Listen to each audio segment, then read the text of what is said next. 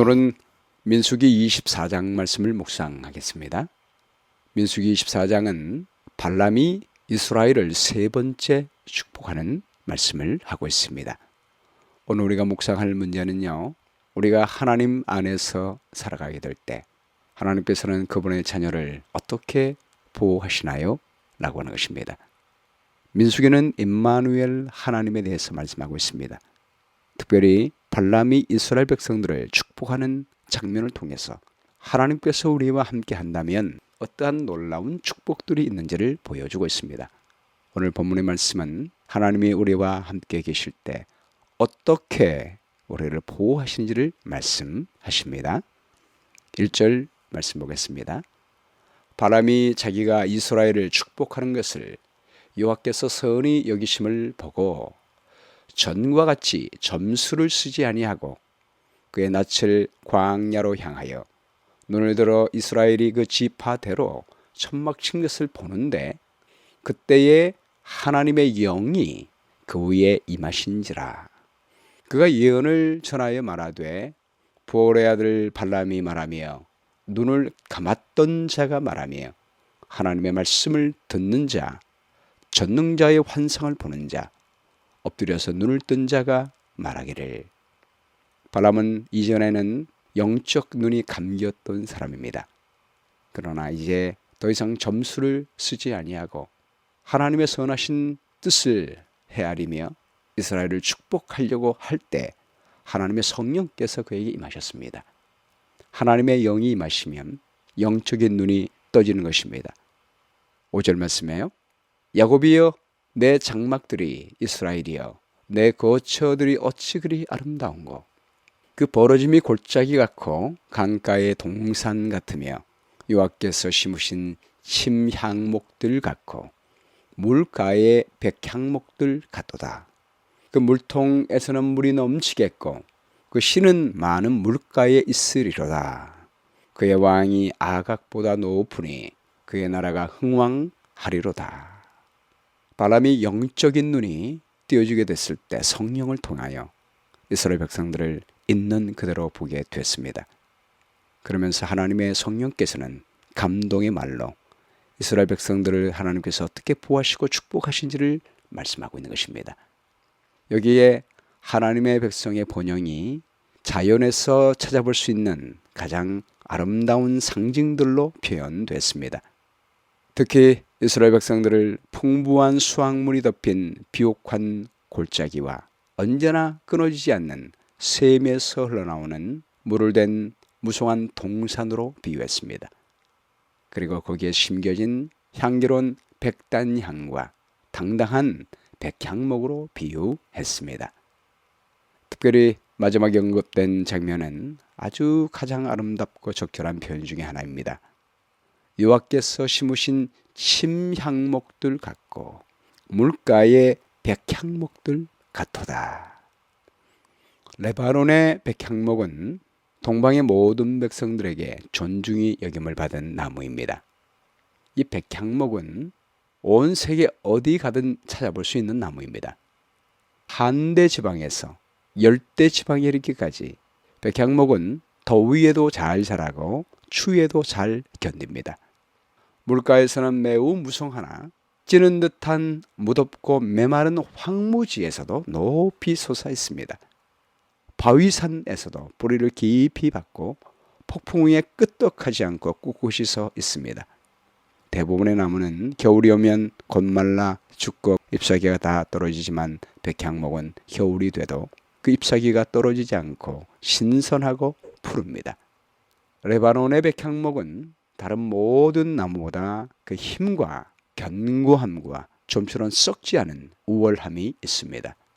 그러므로 성경에서 이 나무는 골로새 3장 3절 말씀처럼 생명이 그리스도와 함께 하나님 안에 감추어진 사람들을 상징하는 데 사용됩니다. 시편 92편 12절 말씀에도 의인은 백향목같이 발육하리로다 라고 말씀하고 있습니다. 에스겔 31장 8절 말씀에도요. 잣나무가 그 굵은 가지만 못하며 단풍나무가 그 가는 가지만 못하며 하나님의 동산의 아무 나무도 그 아름다운 모양과 같이 못하도다라고 말하고 있습니다. 백향목은 성경에서 의인을 대표하는 데 사용하고 왕을 상징하는 데도 사용합니다. 특히 하나님의 뜻을 행하는 자들, 어떻게 하나님께서 축복하시는지 상징하는 데 사용되고 있습니다. 시편 1편 3절 말씀에 보면요, 여호와의 율법을 즐거워하며 그 율법을 주야로 묵상하는 자는 신학가에 심은 나무가 철을 따라 열매를 맺으며 그 잎사귀가 마르지 아니함 같으니 그가 하는 모든 일이 다 형통하리로다.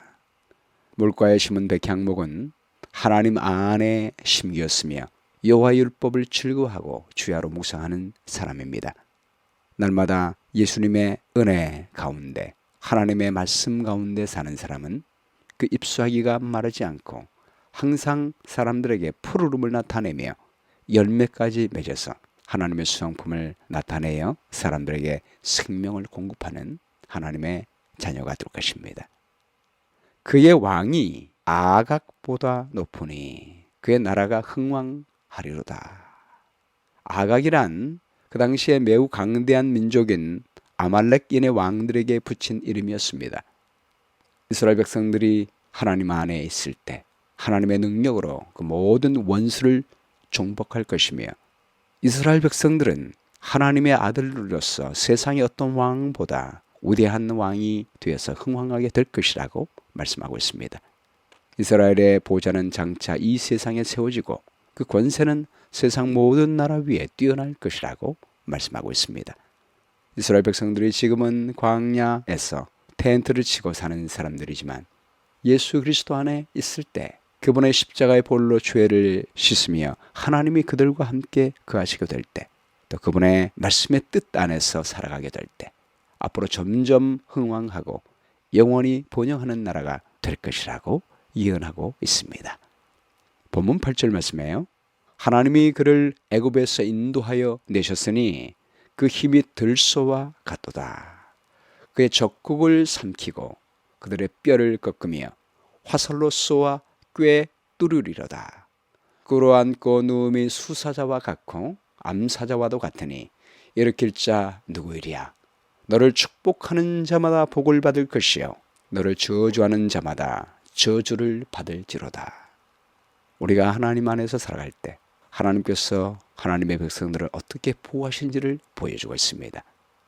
특히 하나님의 자녀가 주의 거룩한 말씀을 세상에 전하러 나가게 될 때 하나님께서는 그분의 백성을 어떻게 보호하시는지를 보여주신 것입니다. 너를 축복하는 자마다 복을 받을 것이요 너를 저주하는 자마다 저주를 받을지로다. 말씀은 하나님께서 아브라함에게 주신 말씀입니다. 아브라함을 통하여 세상 모든 사람들을 향하여 복을 전하러 나갈 때 하나님의 백성들을 그렇게 보호하시겠다고 말씀하고 있습니다. 예전에 동독에서 일어났던 일입니다. 한 공산주의자 선생이 자기 반 아이들에게 이렇게 명령했습니다. 일어나서 하나님은 없다고 말해라. 다른 아이들은 다 그렇게 말했지만 그리스도인 가정에서 자라난 8살 난 소녀는 그것을 거부했습니다. 그래서 몹시 야단을 맞았습니다. 그러나 이 소녀는 하나님이 계시지 않는다는 말을 끝까지 하지 않았습니다. 마침내 그 공산주의자 선생이 화를 벌컥 내며 말했습니다. 집에 가서 하나님은 없다 라는 말을 500번 써오너라. 그리고 내일 그 숙제를 내도록 해. 그날 저녁 소녀는 하나님이 계시다라는 말을 50번 썼습니다. 소녀가 써온 문장을 본 선생은 분해서 견딜 수가 없었습니다. 집에 가서 하나님은 없다라고 500번 써와. 그렇지 않으면이라는 말은 끔찍한 처벌을 암시하는 말이었습니다. 소녀는 겁에 질려 집으로 돌아왔습니다. 다음날 그 어린 소녀와 소녀의 아버지가 함께 교장을 찾아갔습니다. 그 교장은 그리스도인이었습니다. 그리고 그 교장에게 무슨 조치를 좀 취해 주십시오. 우리 아이가 무서워서 학교에 못 가겠다고 합니다. 라고 부탁을 했습니다. 그때 교장이 말했습니다. 걱정 말아라 아가야. 너희 선생님은 지난밤 오토바이 사고로 병원에 입원해 있단다. 너무 심하게 다쳐서 학교에 당분간 올 가능성이 없으니까 아무 염려하지 말고 교실로 돌아가거라. 우리 하나님은 악인도 회개하여 돌아오기를 원하시는 분이십니다.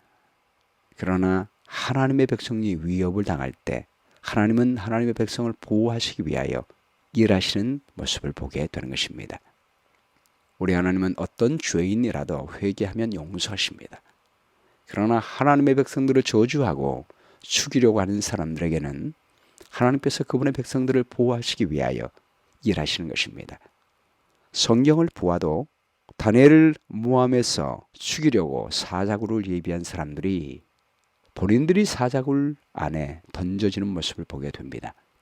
그러나 핍박을 받은 믿음의 사람 다니엘은 그 일로 말미암아 오히려 더 높임을 받게 되는 모습을 보는 것입니다. 에스더와 모르드게도 마찬가지죠. 하만이 그를 죽이기 위해 장대를 준비했지만 결국 그가 거기에 달려지게 됩니다. 그리고 하나님께서는 모르드게를 오히려 페르시아 왕국의 높은 사람으로 높이시는 모습을 보게 됩니다. 다니엘의 세 친구도 마찬가지입니다. 우상을 세우고 거기 절하지 않는 그들을 풀무불에 던져넣어 죽이려고 했지만 그 일을 통하여 하나님은 오히려 이 세 친구를 구원하시고 하나님의 아들께서 직접 보호하셔서 높이시는 모습을 보게 되는 것입니다. 여러분, 마지막 때도 마찬가지입니다. 요한계시록 12장 17절 말씀에 용이 분노하여 돌아가서 하나님의 백성들과 싸우려고 바다 모래 위에 서 있지만, 그리고 계시록 13장을 통해서 짐승의 우상을 세우고 거기에 절하지 않는 사람들은 모두 죽이라는 명령을 바라지만 하나님께서 보호하십니다. 계시록 14장 1절을 보면 그 핍박받던 14만 4천인 하나님의 계명과 예수의 믿음을 지키는 사람들이 승리하여 시온 산 위에 서서 승리의 노래를 부르고 있는 모습을 보여주고 있습니다. 그러므로 오늘 발람의 예언처럼 하나님께서는 하나님의 백성들을 축복하는 사람들은 축복하시고 저주하는 자는 저주하면서 우리를 보호하시겠다고 약속하고 있습니다. 10절 말씀 보겠습니다. 본문 10절이요.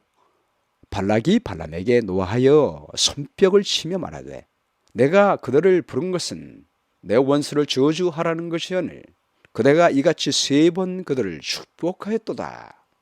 그러므로 그대는 이제 그대의 곳으로 달아나라. 내가 그대를 높여 심히 존귀하게 하기로 뜻하였더니 여호와께서 그들을 막아 존귀하지 못하게 하셨도다. 발람이 발락에게 이르되 당신이 내게 보낸 사신들에게 내가 말하여 이르지 아니하였나이까? 가령 발락이 그 집에 가득한 은금을 내게 줄지라도 나는 여호와의 말씀을 어기고 선악간에 내 마음대로 행하지 못하고 여호와께서 말씀하신 대로 말하리라 하지 아니하였나이까? 이 대답은 발람이 자기가 하나님께서 주신 기별만을 말할 따름이라고 왕에게 미리 경고한 그대로였습니다.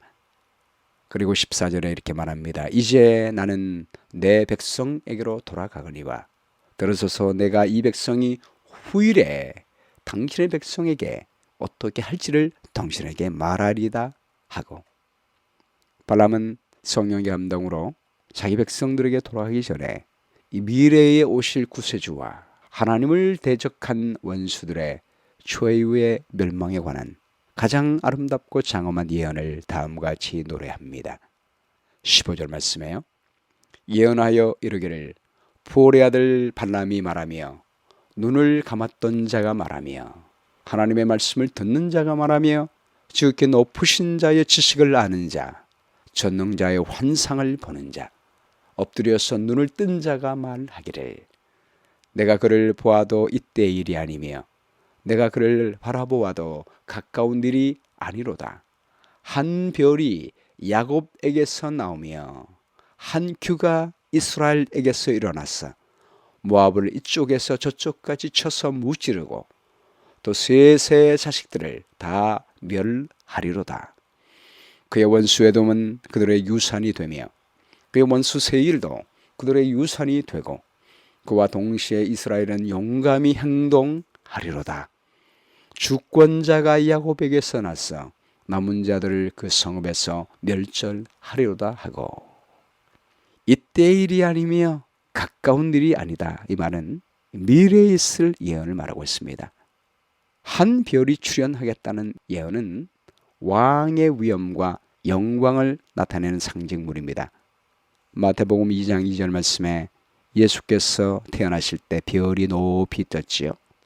메시아 진정한 왕 예수 그리스도를 말씀하고 있습니다. 계시록 20장 16절 말씀에도 이 별은 우리의 왕 되시는 예수님을 상징하고 있습니다. 한 별이 야곱에게서 나오며 한 규가 이스라엘에게서 일어났어. 규는 한 나라의 통치권을 상징하는 왕의 지휘봉을 말하고 있습니다. 왕이 항상 지휘할 때 규를 가지고 사용하고 있지요. 발람은 이 예언의 핵심 단어로 불특정 3인칭 대명사로 표현합니다. 그 규 한 별은 이스라엘의 희망인 메시아를 상징하는 것입니다. 이스라엘의 희망인 메시아를 지칭할 때 한 별이 한 규가라고 표현하고 있습니다. 이스라엘 야곱의 혈통을 따라 만 백성의 왕, 통치자가 이 땅 위에 임하셔서 나라를 통치하시고 의인에게는 구원을, 악인에게는 심판을 내리실 메시아 그리스도의 사역과 품격을 예시하고 있는 것입니다. 20절 말씀이에요. 또 아말렉을 바라보며 예언하여 이르기를, 아말렉은 민족들의 으뜸이나 그의 종말은 멸망에 이르리로다 하고, 또 개인 족속을 바라보며 예언하여 이르기를, 내 거처가 견고하고 내 보금자리는 바위 위에 있도다. 그러나 가인이 쇠약하리니 나중에는 아수르의 포로가 되리로다 하고, 또 예언하여 이르기를, 슬프다 하나님이 이 일을 행하시리니 그때 살 자가 누구이랴. 기띔 해변에서 배들이 와서 아수르를 학대하며 에벨을 괴롭힐 것이나 그도 멸망하리로다 하고, 발람이 일어나 자기 곳으로 돌아가고 발락도 자기 길로 갔더라. 아말렉 겐족속 가인, 하나님의 백성을 대적하는 민족의 상징입니다. 이 사람들이 지금은 풍요하지만 하나님의 백성을 계속해서 저주하고 멸망시키려 한다면 결국 하나님이 하나님의 백성을 보호하기 위하여 그들을 멸망시키게 될 것을 말하고 있습니다. 그러므로 지금 악인들의 풍요함을 부러워하지 말라라고 말합니다. 지금 이스라엘 백성들이 어려움 가운데 있지만 결코 두려워하지 말라라고 말합니다. 하나님은 메시아 그리스도를 통하여 우리를 인도하시고 보호하셔서 반드시 다른 사람을 구원하고 우리도 구원받는 그 일을 하게 될 것이다 라고 말씀하고 있습니다. 오늘 말씀 가운데 나타난 하나님의 성품은 무엇입니까? 하나님의 은혜 안에 사는 사람은 백향목처럼 변함없이 영원토록 형통하게 인도하시는 하나님이십니다. 용기를 주는 약속은 우리가 하나님과 동행하며 예수 그리스도의 은혜 가운데 살면, 우리 예수님을 우리의 마음속에 모시고 그분을 우리의 왕으로 모시고 산다면 우리는 백향목처럼 추위나 더위나 사망이나 물가나 어떤 환경 가운데 거할지라도 푸르름을 나타내는 그리스도인이 될 수가 있을 것입니다. 하나님이 우리와 늘 동행한다면 우리의 모든 삶은 가장 행복하고 풍성하고 아름다운 생명의 삶이 될 수가 있게 될 것입니다. 실천할 내용은 항상 우리와 함께 계시는 예수님 바라보고 그분을 통하여 오늘도 하나님과 늘 동행하는 한 날이 되기를 간절히 바랍니다. 그분의 말씀을 주야로 묵상하며 그분의 뜻을 우리의 삶 가운데 행함으로 우리의 모든 삶이 백향목처럼 하나님의 생명과 은혜를 나타내는 한 날이 되었으면 좋겠습니다. 기억될 말씀은 민수기 24장 9절입니다. 꿇어앉고 누움이 수사자와 같고 암사자와도 같으니 일으킬 자가 누구이랴.